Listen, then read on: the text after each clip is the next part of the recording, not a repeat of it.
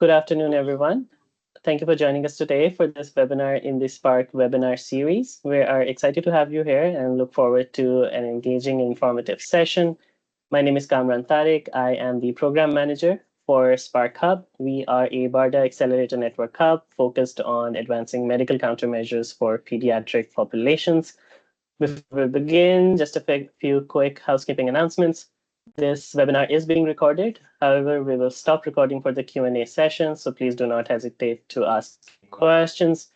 If you have any questions at any point during the talk, feel free to drop them in the Q&A box or the chat, and we'll address them during the Q&A portion of the session. During the Q&A session, please use the raise hand function if you'd like to ask a question directly, and we will call on you. With that, I'll hand it over to our speaker for today. Will, take it away. All right. Thank you very much for having me. I'm excited to talk to everybody today about minimum viable products and strategic spending in product development.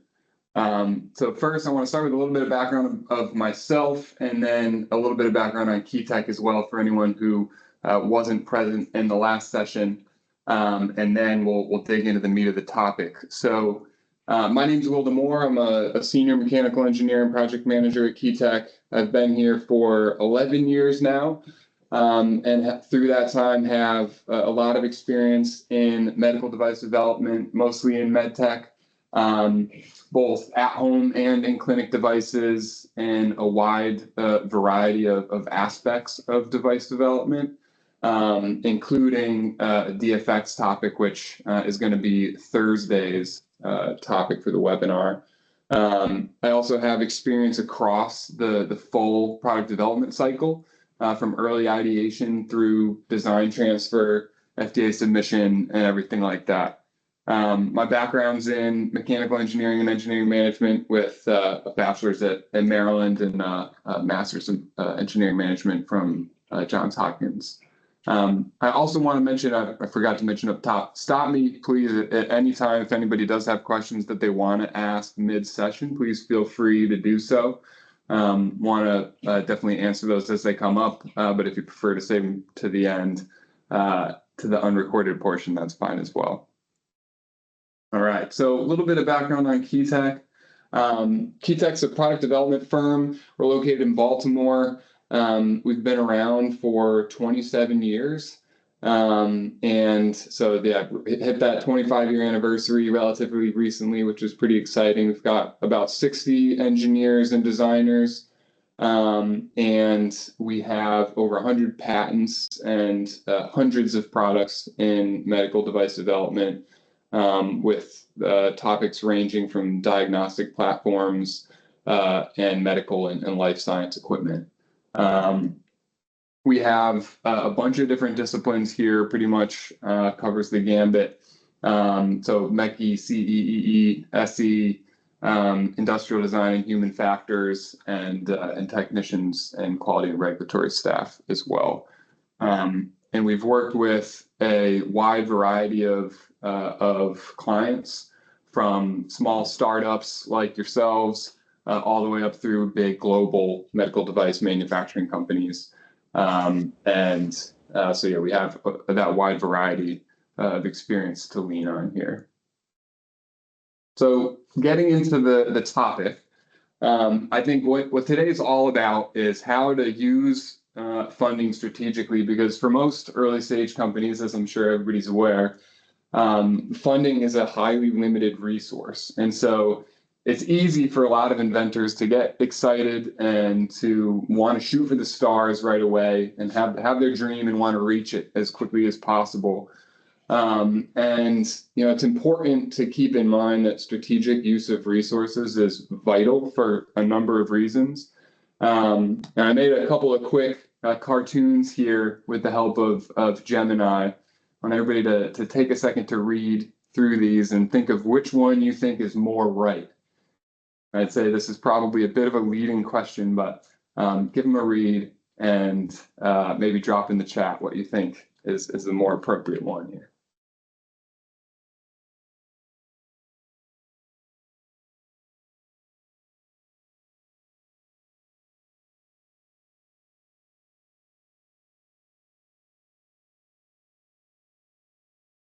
Cool. So as everybody probably guessed, or a lot of people probably did, I would lean much more towards the woman on the right here in terms of a founder that I would trust if I was an investor coming into this. And the reason for that is, while it might seem more fun to show something off to potential investors, really investors are going to be most impressed with strategic use of resources, much more so than they will be on being shown a highly complex prototype before the company really has sufficient information to know if that's the right prototype to be showing. So the reason for this is, or there's a series of reasons. One, there's really too many unknowns early in the development cycle. You don't know what aspects are feasible of the core technology. You don't have a full understanding of user needs or product requirements. There's really just too much risk of using too much of your resources designing the wrong thing. Even if it seems like you have a pretty good idea of what direction you're going, there's too much risk of having the wrong architecture or having insufficient capability on certain metrics that would require replacing important core components late in the game when it's going to be a lot more expensive to do so. And so you want to make sure that you identify the wrong design paths and architectures as early as possible for as little resources as possible, because that's the time and it's the least expensive to pivot to whatever you discover, and to maintaining that agility is really important. So the other thing to keep in mind is that you're never going to get a design right the first time, not perfect. All the best designs require iteration, and it's something that you should be prepared for and expect as you dig into its development. And then the last thing here is that design controls add substantial overhead. So once you get into 13485 controlled development, where you have all of this documentation requirements that are necessary through development to be able to submit to the FDA, you need to demonstrate that you've done that. You want to go into those design controls at the beginning of that process with a strong understanding of the direction that you're going, because it adds a lot of margin for everything that you're doing.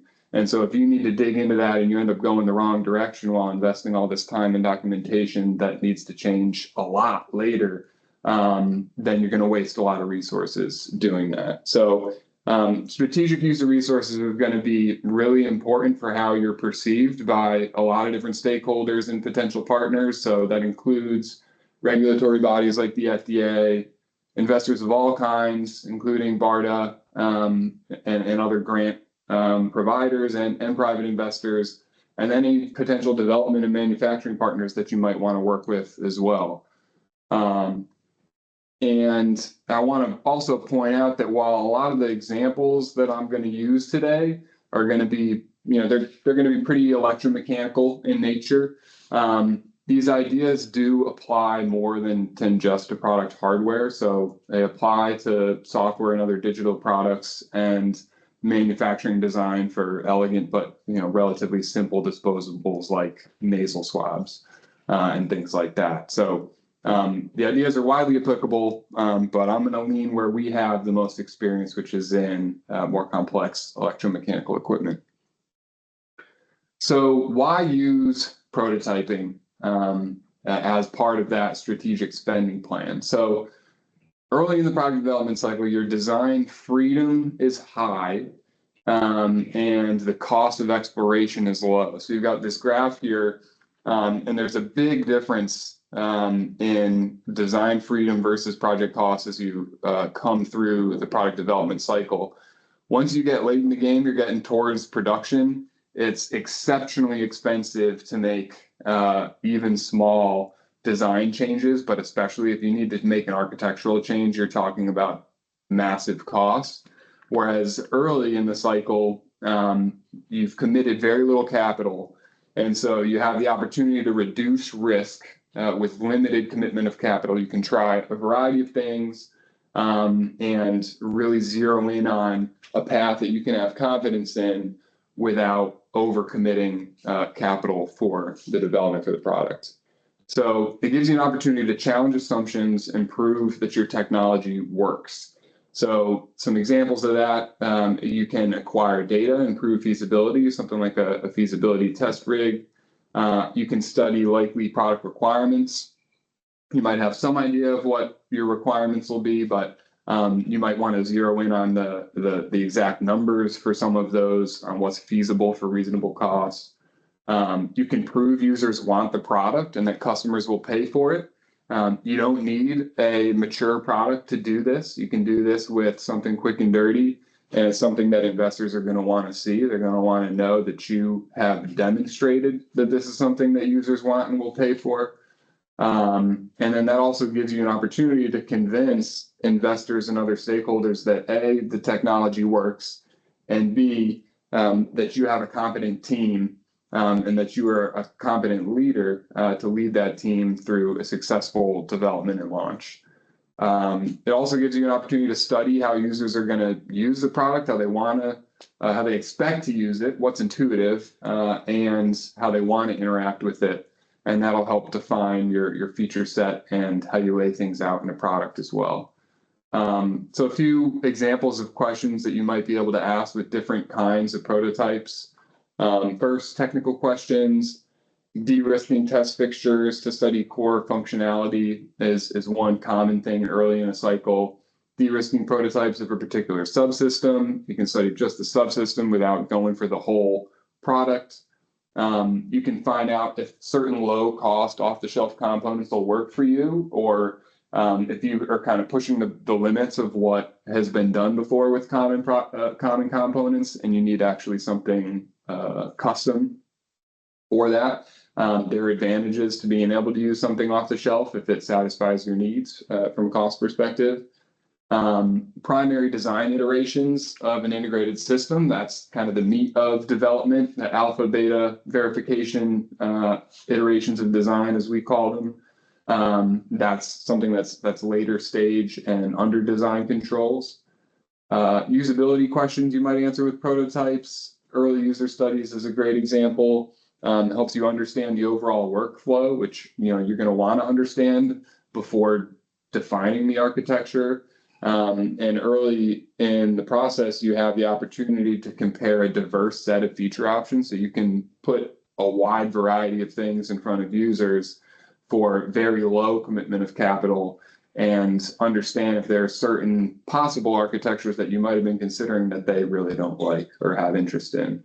And then later in the development cycle, you can do more mature user studies to optimize certain detailed usability elements and discover any unknowns you have about possible use hazards or user preferences.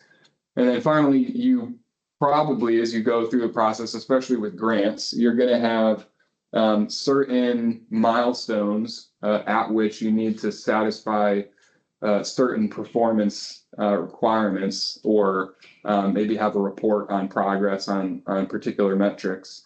And you want to be laser focused on exactly what you need for each of those milestones for those investors or grant organizations, and try not to over design and add a bunch of other meat in there that you really don't need at that point in the process. So that if you learn anything new at those milestones as you're having a conversation with that organization, you've not wasted effort designing something that you don't need until later that maybe you'll learn something more about. It's also important to keep in mind that physical prototyping is not appropriate in every single case. And sketching is kind of one form of prototyping, or at least in that vein. So even simple physical prototyping costs some amount of time and money, right? It's on a range, but there's some amount of time and money involved.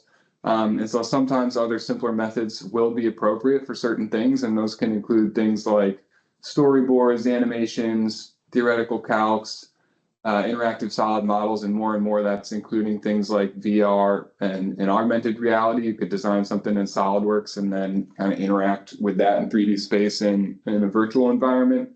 FEA or other simulations, and sketching as well.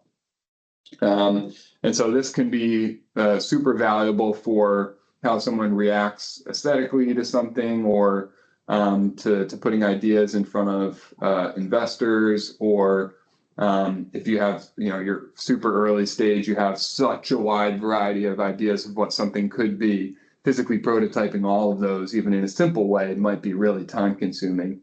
And so you can at least cover that first step with sketching. So the key question that you want to ask yourself, and what I really want everyone to get out of this session today, is to keep revisiting that question of what is the minimum viable product at each stage throughout development, and then being laser focused on that throughout. So properly identifying cases in which prototyping is not appropriate, and then the level of fidelity that's necessary when physical prototyping is appropriate, is really an art form, and it's something that just requires experience to really do with confidence. But understanding the range of options available to you and some cases in which you might use them in this presentation today can hopefully give you a head start in being able to figure those things out as they come up in your development. So the key point here is figure out what information you really don't need, and then save in those areas as you're deciding what to build at each stage of prototyping. So now I want to get into what the different levels of prototyping fidelity are, and then from there we'll get into a series of examples from our prior work here at KeyTech. So there is a whole spectrum of prototypes that are available.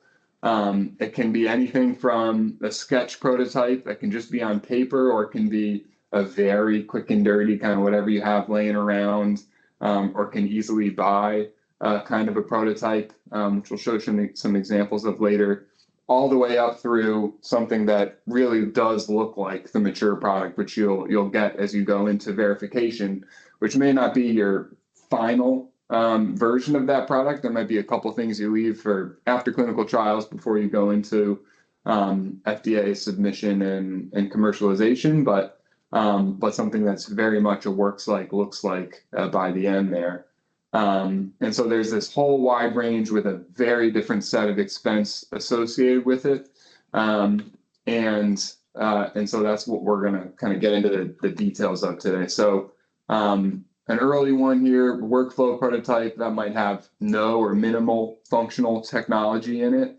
And it might match the size and weight of something, so you can kind of handle it, but it doesn't actually do any of the things that ultimately that product is going to do. You can do that very inexpensively. The next step up is something like a looks like prototype, where not only does it have the size and weight, but it actually has a very similar visual aesthetic to that final prototype. It's going to take a little bit more cost to get there, but not too much more. In a parallel vein, but a very different use and value, you might be doing de-risking test jigs at the same time to prove your technology, but in a benchtop setup. So it's less expensive than doing it in a productized setup, and you can do more with it, but it's still a lot less expensive to get there and to prove the technology works. You might also have a particular part or set of parts that you need to do discrete tests on, where you really don't need the whole product for that. But there's certain high risk tests for, let's say, 60601 or 61010 regulatory testing for laboratory or medical equipment. Maybe it's things like chemical compatibility of an enclosure or impact testing on a particular material.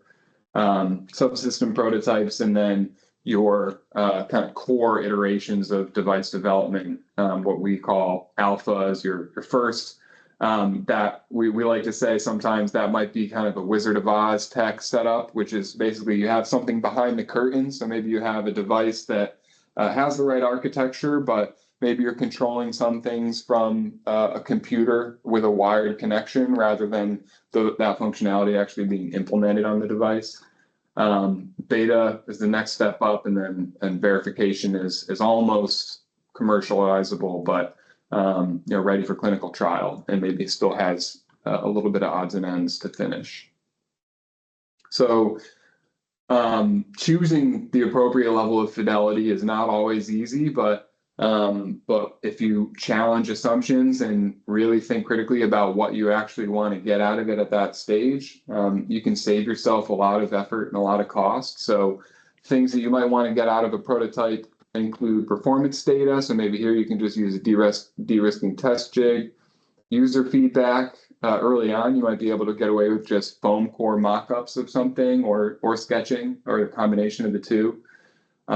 Seller feedback, you want to put something in front of someone that would want to sell the product, and you want to know how they're going to want to sell it.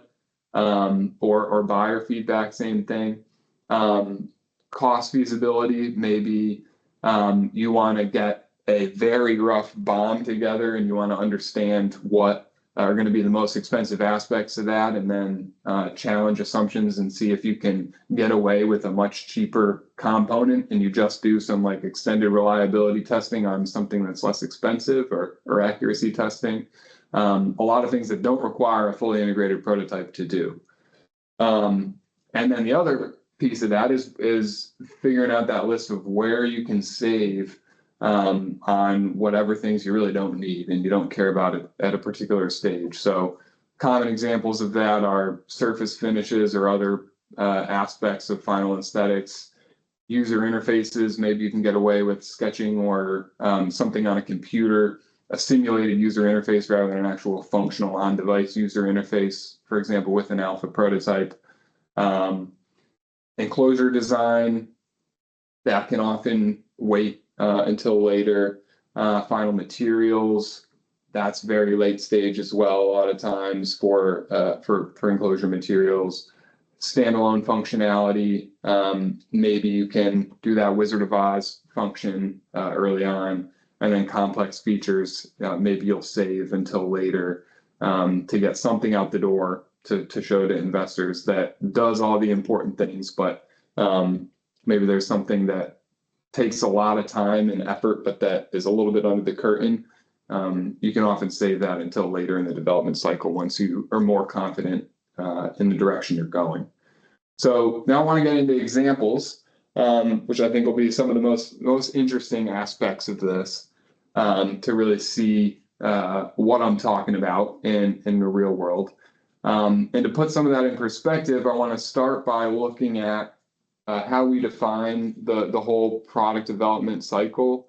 And this is kind of the set of things that Keytech has a lot of experience with, from creative planning all the way through sustaining engineering and improvements and optimizations on products that have launched and gone to market. We have less experience with kind of end of life type stuff since we don't own products ourselves. But everything up through keeping a product successful while on the market and improving it, we do have a lot of experience with.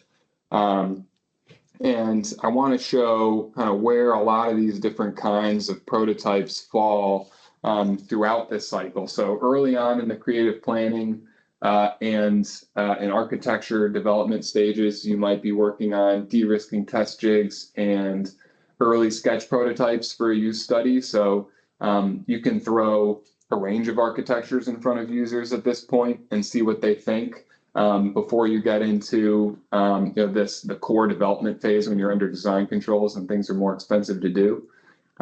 Your de-risking test jigs are often at a very early stage thing, or at least you do it for the first time very early to prove that the technology works and test out some key aspects of how you want to do things. You might also do some space claim prototypes around the time of architecture definition, see how big something's going to be if you can kind of pack in what you see as the most likely core subsystems.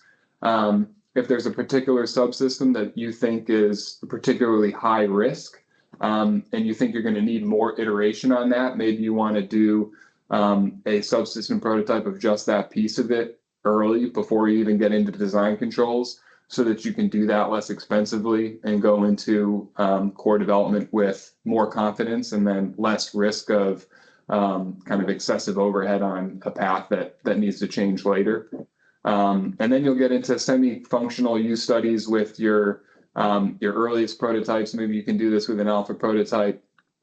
These are your primary design iterations of your alpha, beta, and verification prototypes. By the end of beta design and certainly verification design, you'll be able to do mature use studies with the actual product and have users interact with it the real way that they would in a commercial case. And by the end of this, you have something that's essentially commercial as you're going into clinical trials, but maybe you have a couple of bells and whistles that you can add later, or maybe some extra instrumentation that you wanted for clinical trials that you can strip out for a commercial example. All right, so getting into some of the actual examples here. So first, a de-risking test jig. This is a good example of what something like this might look like. So obviously you would never ship this as a commercial product because there's wires everywhere. There's all sorts of safety aspects that you would not be meeting with all these exposed electronics to ship this to a customer, but you can do a lot with this to learn about your core technology. And you can do it without necessarily the use of actual intended device parts. Maybe you don't know yet what parts exactly you'll use, and so you can try a couple different things, or maybe you want to use something that is actually overkill for what your actual product is, just to get better data in a benchtop setting before you move to that product version.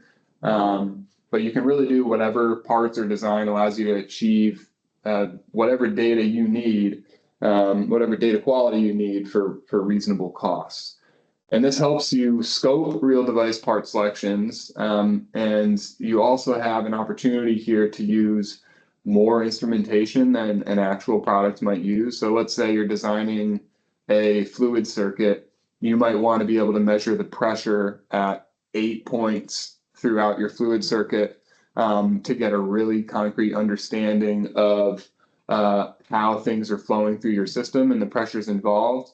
But then maybe by doing that, you can convince yourself that you only actually need to measure pressure in 2 places in the actual product. And you could always kind of relate back and reuse this test rig throughout your primary device development if you wanted to get that more rich data set for things that you're trying as you go. But it's pretty expensive to have excessive instrumentation in an actual product. And so that's one place where this might be more feature rich than a product, but still ultimately at lower cost if you don't need to do a lot of detailed design that you would do in a mature product. You also have more access to the design under test in something like this. So you can see even in this example, you could reach in and swap out any of these components very easily without doing kind of full disassembly like you might need to do in something that's miniaturized into an actual product and has enclosures and everything like that. And then it's easy to iterate on individual elements of this is another real advantage that you can. It's very modular is one of the goals in a de-risking test jig. You want to be able to swap things out and try different things, especially where you have higher uncertainty. You want the ability to iterate in those areas. So this really does not waste any time on aesthetics, no enclosure design. You're not thinking about usability really in something like this or material selection. And so there's a lot of areas where you can save while getting very rich data to prove that your technology works. So another type of prototype is a sketch prototype. So these are some examples on the side here of what we might call sketch prototypes. It's not just sketch prototype doesn't just mean something on paper. It also means something that you're really hacking together with very inexpensive materials, but that you could put in front of a basic set of users or maybe simulated users, other folks at your company. You want to see what they think of it, if they are a reasonable approximation of an actual user, and see how they expect to use it or interact with it and what their initial reactions are. You can learn a lot with very limited investment in these kinds of things. So this is going to be the quickest option available to you early on. You can use materials that you already have laying around or that are very easy to purchase and modify. Very cost effective, and critically, this allows you to try a wildly different set of options for very low cost. You can also do some space claim work with this kind of prototype. So there's another example on the next slide of this too. So get a general idea of what subsystems are going to be involved, what kind of components are going to be involved, and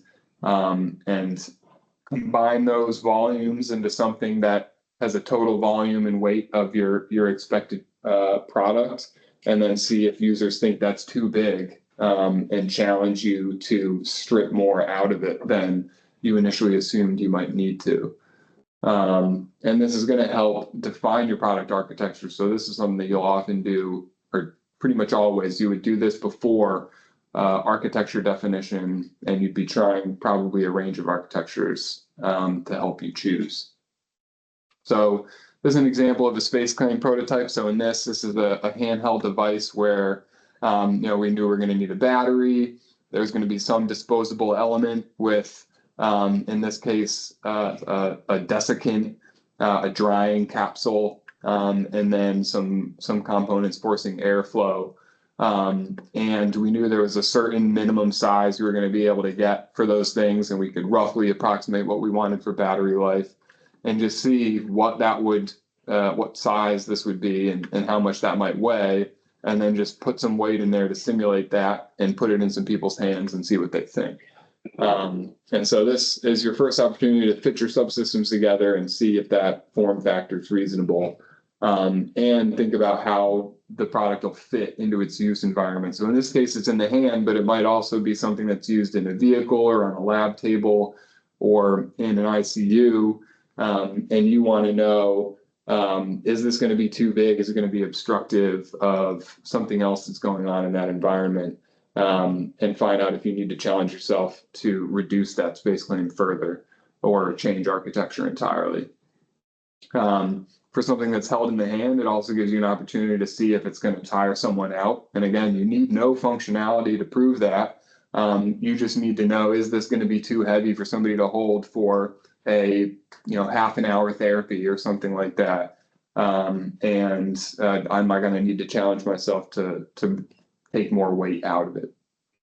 Another type of prototype is an early use study prototype. So at this point, it's still a lower fidelity prototype, but you might be able to study some more architectures and see how things fit into workflows and user needs. And you can make use of a little bit more rich materials here, but still not super expensive ones. So you can use things like wood or foam or off-the-shelf parts. So the examples that are on the side here are of an early use study for a fluid compounding instrument. So something that uses or that mixes IV bags to a particular set of ingredients for prescription use. And so they're testing different kinds of rack arrangements for where you'd be hanging all those ingredients, and how a user might set up a complex disposable to use on the capital device for this with those racks. And again, this is just pieces of wood, and you could try a few different rack arrangements with this, and be able to study a lot of different things, but again, very inexpensively. So you're studying a little bit of features, but not a full set. Did somebody go off mute? Have a question? Okay, no problem. So you'll also be able to simulate functionality to a greater degree than with your basic sketch prototypes, and start to simulate those workflows.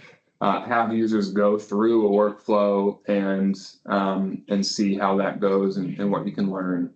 It's still possible to try a range of options in this case, maybe not quite as widely as you might for a sketch prototype, but it's still inexpensive to try a lot of different things if you have the time for it with users.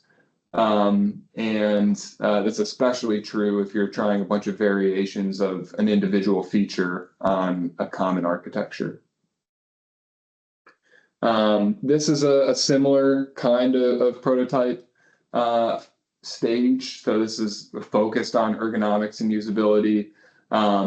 This is a product that's kind of on a cart, and you want to see how a user is going to move it around, what aspects of it they're going to reposition or adjust, and what the default positioning or range of options of positioning available need to be. And one aspect of this that I think is a cool use of kind of quick and dirty prototyping is this is a foam core mock-up that's built on top of the base of a desk chair. And so the team didn't know at this point exactly what height this all needed to be at. And so just taking the chair off of a desk chair and mounting this on top of the base gave them the opportunity to move this up and down with the handle here, which is a pretty good approximation of a feature you might have in an actual product, but without needing to do prototyping of a chair like that.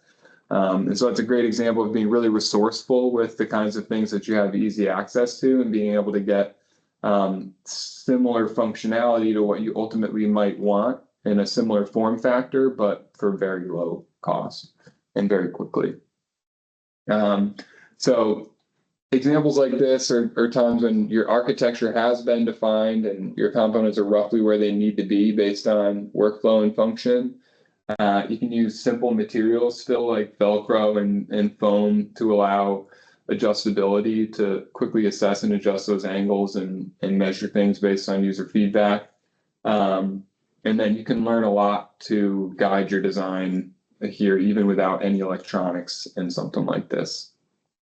This is another example of the same kind of prototype. So this one more being a desktop instrument where you have different ways that a disposable element might be loaded into it, and you want to see how users' experience is with each of those options and take notes and see what their preferences are. And you can do that again with this foam core option rather than needing to machine or 3D print or something like that might be a lot more expensive for something this size.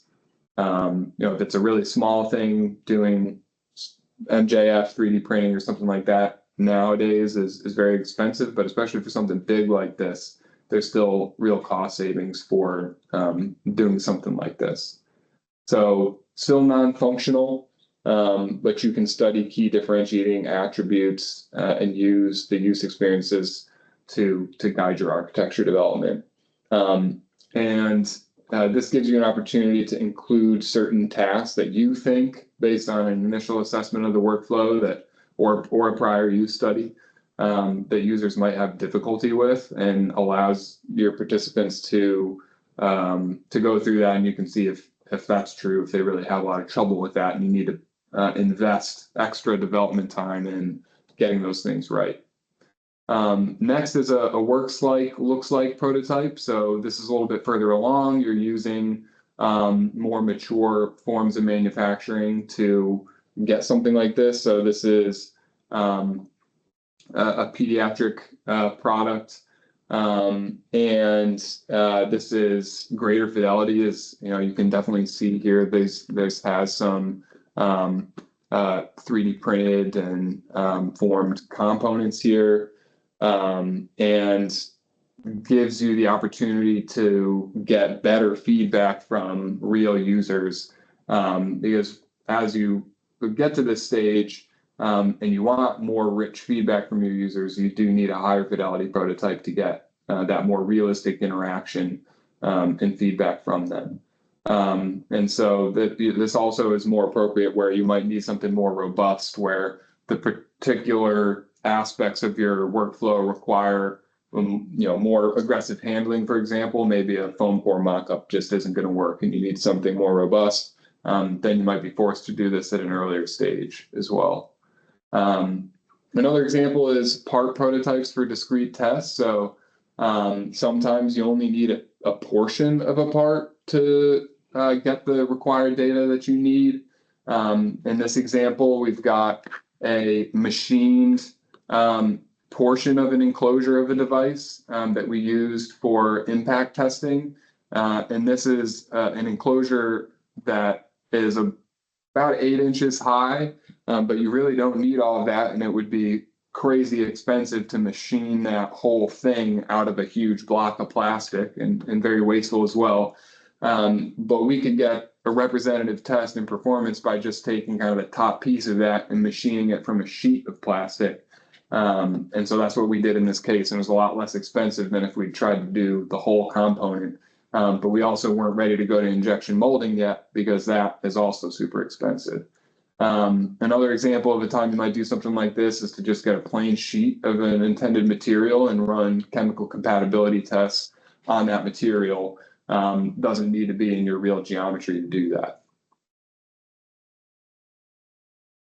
So now we're getting into your primary design iterations. This is an example of an alpha prototype, and there's some specific things I want to highlight about what you might do in an alpha prototype that's different from a mature product. So this is your first integrated prototype with the intended form factor.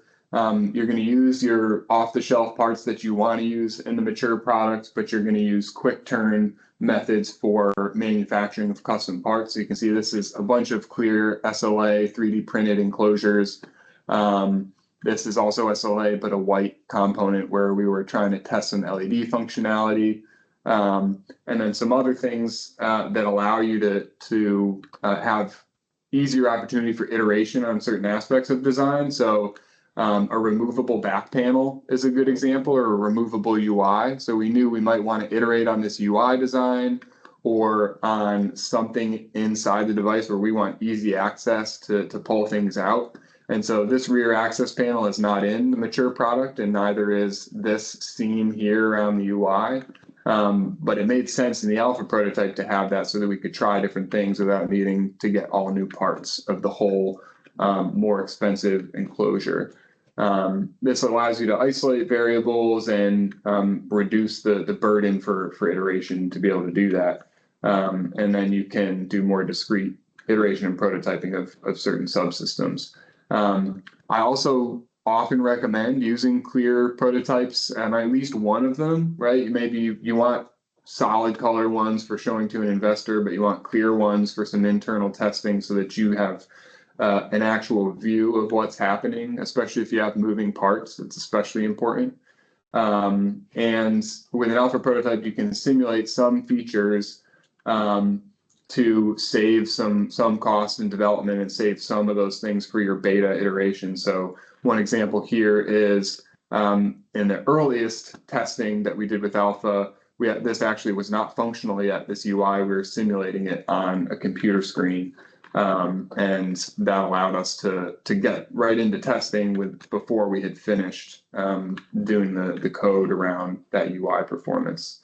So this is your last best chance to make significant architecture changes. If something isn't working after this point, you really don't want to be making big architecture changes between beta and verification. So 2 examples here.